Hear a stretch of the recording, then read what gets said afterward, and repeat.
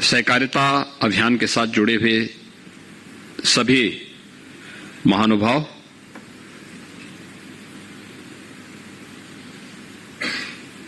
सहकारिता भारतीय परंपरा का प्राचीन काल से ही एक अभिन्न हिस्सा रहा है। शासन प्रशासन की सहभागिता और उनके योगदान की बहुत आवश्यकता नहीं, आपस में मिलकर के सभी लोग उस कार्यक्रम को संपन्न कर देते हैं।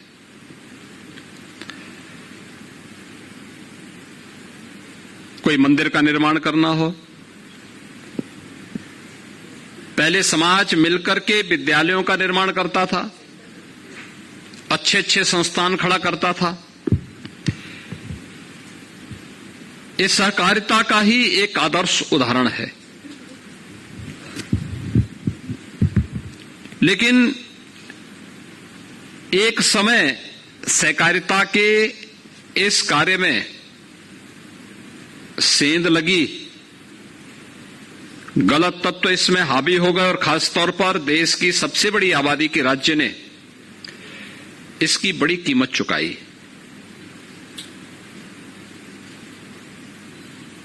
हम सब आभारी हैं प्रधानमंत्री मोदी जी के, जिन्होंने 2019 में दूसरी बार प्रधानमंत्री बनने के बाद सहकारिता को एक मंत्रालय का दर्जा दिया और सहकारिता के माध्यम से सहकार से समृद्धि की ओर, सहकारिता को आम नागरिक के जीवन में समृद्धि का एक माध्यम बना करके उससे समृद्धि, स्वावलंबन और आत्मनिर्भरता के लक्ष्य को प्राप्त करने की दिशा में एक महत्वपूर्ण कदम बढ़ाया है। देश के पहले सहकारिता मंत्री के रूप में आज देश के यशस्वी गृह मंत्री माननीय श्री अमित शाह जी हैं, जिन्होंने प्रधानमंत्री जी की मंशा के अनुरूप सहकार को समृद्धि के साथ जोड़ते हुए उसकी सबसे आधारभूत इकाई पैक्स को मजबूती बनाने पर जोर दिया है। और आज हमारी लिए प्रसन्नता का विषय है कि उत्तर प्रदेश के अंदर 1 सितंबर से 30 सितंबर तक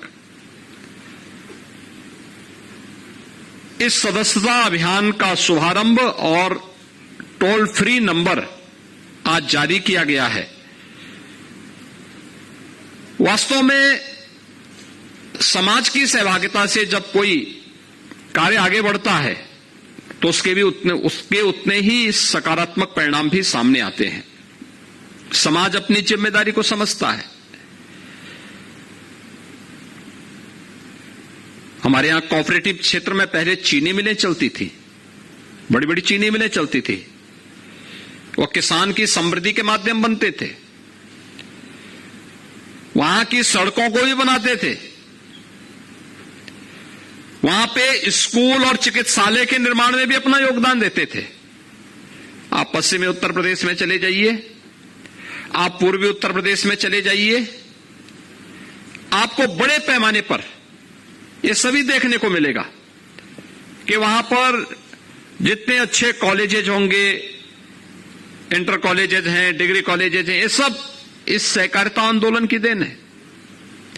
लेकिन धीरे धीरे करके ये सब समाप्त होता गया, ये जकड़ता गया। कुछ गलत तत्वों की आपसी प्रतिस्पर्धा और होड़ ने इसको जकड़ लिया। परिणाम क्या था? सहकारिता आंदोलन उत्तर प्रदेश जैसे राज्य में दम तोड़ गया। आज एक बार फिर से डबल इंजन की सरकार इस सहकारिता को समृद्धि के साथ जोड़ते हुए इस कार्यक्रम को आगे बढ़ाने का कार्य कर रही है।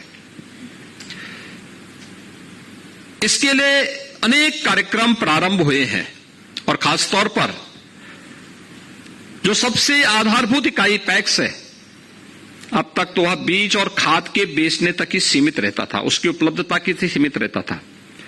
अब तो उसको कॉमन सर्विस सेंटर के रूप में भी डेवलप किया जा रहा है। अब वहां पर अन्य सुविधाएं भी उपलब्ध हो पाएंगी, अन्य कार्यक्रमों के साथ वह भी जुड़ पाएगा। इसके लिए अनेक अभियान प्रारंभ हुए हैं। गांव-गांव में कृषक सहकारी समितियों के माध्यम से वहां पर गोदाम निर्माण के कार्यक्रम चल रहे हैं। अनेक अन्य रचनात्मक कार्यक्रम जो किसान की आमदनी को कई गुना बढ़ाने में सहायक हो सकते हैं, जिसके माध्यम से किसान के चेहरे पर खुशहाली लाई जा सकती है। और उत्तर प्रदेश जैसे राज्य में जहां हम बात करते हैं, तो उत्तर प्रदेश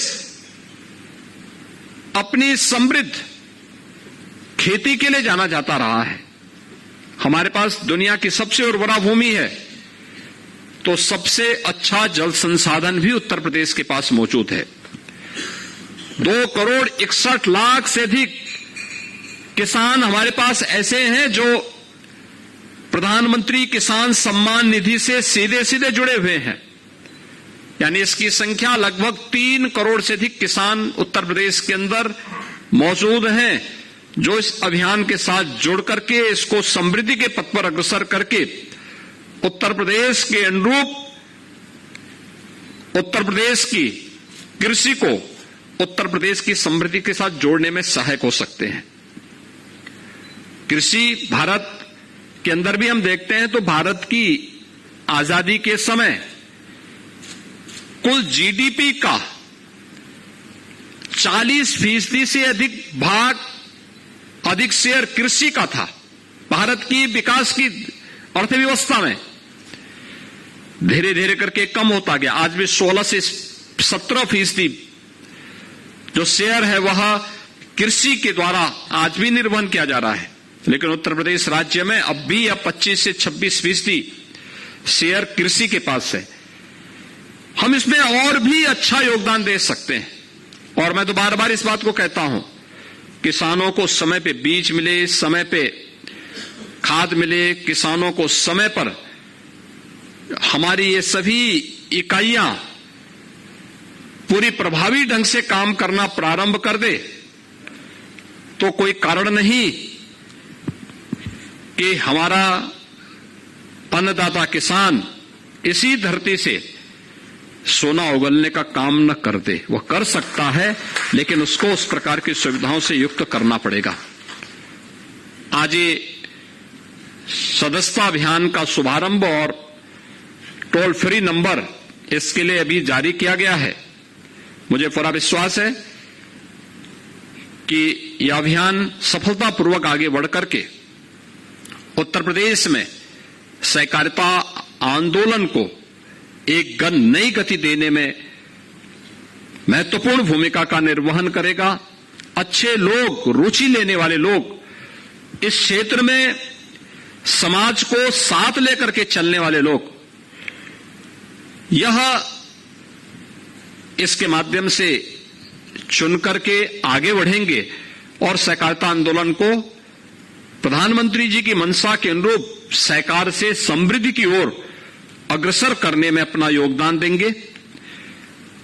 इस संबंध में जो भी यहां पर बात कही है, खासतौर पर उत्तर प्रदेश सहकारिता विभाग ने पिछले 5-6 वर्षों के अंदर हम लोगों को विरासत में मिली थी 16 जिला सहकारी बैंकों की स्थिति बहुत जर्जर हो चुकी थी। रिजर्व बैंक ने इनके लाइसेंस भी जब्त कर लिए थे। आज उस संबंध में जो प्रयास किए गए हैं, मैं धन्यवाद दूंगा भारत सरकार का भी, रिजर्व बैंक का भी। उन्होंने लाइसेंस की बहाली की, डबल इंजन की सरकार ने उसमें योगदान दिया। आज उनमें से 11 बैंक लगभग प्रॉफिट की दिशा में आगे बढ़ चुके हैं। जो शेष बाकी हैं उसमें भी हमें कार्य करना होगा, लेकिन जो अन्य बैंक हैं इनकी भी कार्य पद्धति को बहुत माइक्रो मॉनिटरिंग की आवश्यकता है। मार्केट की कमी नहीं है, बिजनेस की कमी नहीं है, नेक नियति होनी चाहिए और इच्छा शक्ति होनी चाहिए। उसमें से बिजनेस कैसे आगे बढ़ सकता है, इसके बहुत अच्छे उदाहरण आपके यहां वीसी सखी हो सकती है, बैंकिंग कॉरेस्पॉन्डेंट सखी। हम लोगों ने गांव गांव में बैंकिंग सुविधा उपलब्ध करवाने के लिए कोविड कालखंड में यहां पर जो टीम मेरे साथ उस समय टीम 9 बनी हुई थी, उस टीम के समय में हम लोगों ने इस कार्यक्रम को आगे बढ़ाया था, उनकी ट्रेनिंग करवाई गई और आज 56,000 वीसी सखी उत्तर प्रदेश के अंदर गांव गांव में जाकर के सफलतापूर्वक बैंकों के सभी प्रकार के लेन देन के कार्यक्रम को आगे बढ़ाने का काम कर रही है। ये वीसी सखी एक आदर्श उदाहरण है। और पहले लोग मेरे पास आते थे इस बारे में कहने के लिए, इस बारे में लोगों की शिकायत होती थी, कहते साहब हमारे यहां बैंक इतनी दूर है, 5 किलोमीटर दूर है, 7 किलोमीटर दूर है, एक बैंक खुलवा देते, एक पत्र लिखवा देते। हम लोग भी बैंकों से कहते थे कि भाई हमारे प्रदेश में थोड़ा बैंक की शाखा बढ़ाइए, ये बढ़ी भी, लेकिन बैंक की शाखा बढ़ाने भर से नहीं, आखिर उसके लिए उनका इंफ्रास्ट्रक्चर पे भी पैसा खर्च होता है, उतना मैन पावर चाहिए और उतना बिजनेस नहीं हुआ तो फिर कैसे चलेगा। लेकिन आज मैं कह सकता हूं वीसी सखी आने के बाद बैंक की शाखा लोग लगभग भूल ही गए हैं, लेकिन फिर भी मैंने सहकारिता विभाग से इस बारे में कहा है हम इसके एक मैपिंग कराएं पूरे प्रदेश भर की, जहां पे बैंक की शाखा की आवश्यकता है प्रदेश के विकास के लिए, प्रदेश की कृषि की किसानों अन्नदाता किसानों की दृष्टि से। और उत्तर प्रदेश तो एमएसएमई का सबसे बड़ा बेस देश के अंदर रखता है, इसके लिए भी इसकी बड़ी भूमिका हो सकती है। इसके लिए हमें एक प्रयास करना चाहिए कि वहां पे सहकारी बैंक की एक शाखा को खोलने के लिए और फिर वीसी सखी के कार्यक्रम के साथ जुड़ने के लिए भी अगर हम कार्य कर सकेंगे तो बहुत बड़ा कार्य हो सकता है। तो पहले चरण में हम इसको करें, फिर देखें कि जो बैंक हमारे मौजूदा स्तर पर चल रहे हैं, इन बैंक्स को हम कैसे आगे बढ़ा सकते, ये बैंक अच्छे ढंग से प्रॉफिट कमाए। ऐसा तो नहीं कि कुल जमा पूंजी से ज्यादा लोन वितरित करके फिर वे भी कंगाल बनने की ओर अग्रसर हैं। और इसकी नियमित रूप से इसकी समीक्षा विभाग के स्तर पर होना बहुत आवश्यक है। दूसरा है कि लोन देने वाले लोगों की पात्रता को भी देखना, वह व्यक्ति पात्रता रखता है कि नहीं रखता है। ऐसा तो नहीं कि लोन लेने का मतलब लोग इन्हें समझ, कोई व्यक्ति ऐसा ना समझे, क्योंकि कुछ लोगों का धंधा ही होता है लोन लेना और फिर गायब हो जाना। उससे अच्छा है पात्रता को हम चिन्हित पहले चरण में कर लें और अच्छे ढंग से इस कार्यक्रम को आगे बढ़ाएं। बिजनेस की कमी नहीं, कार्य की भी कमी नहीं, और फिर कहां कहां पे नई ब्रांचेस खोलनी है इसको भी सफलतापूर्वक आगे बढ़ाना। अगर ये सभी कार्य हमारे हो जाते हैं तो फिर तीसरे चरण में हम 1 डिस्ट्रिक्ट 1 कोऑपरेटिव बैंक की इस परिकल्पना को भी हमें साकार करने की दिशा में आगे बढ़ना चाहिए। राज्य सरकार इस संबंध में पूरा सहयोग करेगी। हम भी चाहते हैं बैंक नजदीक हो और अच्छे बैंक खुले, अच्छे तरीके से आगे बढ़े। आज तो उत्तर प्रदेश निवेश के एक सबसे अच्छे गंतव्य के रूप में आगे बढ़ रहा है। हमारा 1 डिस्ट्रिक्ट 1 प्रोडक्ट का कार्यक्रम देश के अंदर छा गया है। आज आत्मनिर्भरता के लक्ष्य के लिए प्रधानमंत्री जी भी इस बात को कहते हैं कि आत्मनिर्भरता के लक्ष्य को प्राप्त करना है तो हमें लोकल फॉर ग्लोबल के बारे में विचार करना होगा, इसकी दिशा से कार्य करना होगा। इसमें एमएसएमई विभाग के द्वारा भी जो कार्य प्रारंभ हुए हैं, अपने लोकल प्रोडक्ट के लिए, उनकी पैकेजिंग के लिए, उनकी डिजाइनिंग के लिए, उनकी मार्केटिंग के लिए एक बड़े अभियान को आगे बढ़ाया जा रहा है। उत्तर प्रदेश में पैकेजिंग इंस्टीट्यूट खुल रहा है, all India institute of packaging का की स्थापना उत्तर प्रदेश के लखनऊ में हो रही है। डिजाइनिंग इंस्टीट्यूट की स्थापना हो रही है। अन्य तमाम नए तरीके से इसको आगे बढ़ाने का कार्य हो रहा है। एक नई होड़ लगी है कि हम भी लोकल प्रोडक्ट को आगे बढ़ाने में मदद करें, योगदान दें। और मुझे लगता है कि ये सभी एक साथ मिलकर के आगे बढ़ सकता है। बहुत अच्छा कार्यक्रम इसके माध्यम से हम आगे बढ़ा सकते हैं। ये इस प्रक्रिया के साथ अगर हम जुड़ते हैं तो यह बैंकों के प्रति भी आम जन के विश्वास को बहाल करने में मदद मिलेगी और राज्य सरकार भी चाहती है कि इस दिशा में हम लोग एक नया प्रयास प्रारंभ कर सकते हैं इसको। दूसरा है, जितनी भी साधन सहकारी समितियां हैं इनकी क्रेडिट लिमिट को, अभी जो हमारे पास 7,500 पैक्स हैं इनमें यूरिया, डीएपी यानी फर्टिलाइजर आदि की ही खरीद के लिए हमें जो लिक्विडिटी चाहिए उसकी जो आवश्यकता है उससे काफी कम इनका जो है क्रेडिट लिमिट है, जबकि जो प्रदेश की आवश्यकता के अनुरूप पर जो पैक्स है उसको 10 लाख की क्रेडिट लिमिट आवश्यक है। इस संबंध में मैं चाहूंगा कि इस पर तत्काल हमें कार्रवाई को आगे बढ़ा करके जो 7,500 पैक्स हैं इसके लिए 10 लाख की जो क्रेडिट लिमिट है इसको हमें आगे बढ़ाना चाहिए, जिससे किसान को इससे सहूलियत होगा और हम इसको और अच्छे ढंग से आगे बढ़ा सकेंगे। राज्य सरकार इस संबंध में पूरा सहयोग करेगी। आने वाले समय में कृषि विभाग के साथ मिलकर के हमें फसली ऋण के बारे में विचार करना चाहिए और मैंने तो ओडीओपी में एमएसएमई विभाग से भी कहा है कि ओडीओपी में या विश्वकर्मा श्रम सम्मान में